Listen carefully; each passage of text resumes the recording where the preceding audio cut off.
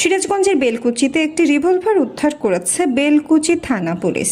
শুক্রবার বেলকুচি উপজেলার ধুকুরিয়া বেড়া ইউনিয়নের চাঁদ মোটোয়ানি গ্রামের মৃত কোরবান আলীর ছেলে মোহাম্মদ রাজু সরকারের স্ত্রী খাদিজা বেগম খড়ের পালার খড় রৌদ্রে শুকাতে দেওয়ার সময় তার সাথে থাকা শিশু ছেলে সোয়াদ রিভলভারটি দেখতে পায়। বাচ্চাটি খেলনা মনে করে তার মায়ের কাছে এনে দেয়। এই বিষয়টি এলাকায় জানাজানি হলে বেলকুচি থানা পুলিশকে অবগত করে।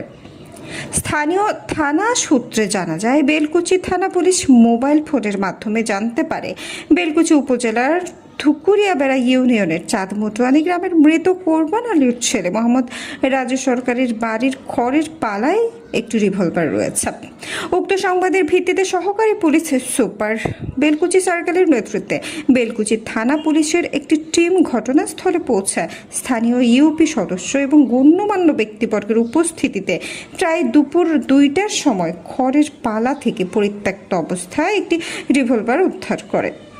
এ বিষয়ে বেলকুচি থানার অফিসার ইনচার্জ ইমাম জাফর বলেন, মোবাইল ফোনের মাধ্যমে জানতে পেরে রিভলভারটি উদ্ধার করি।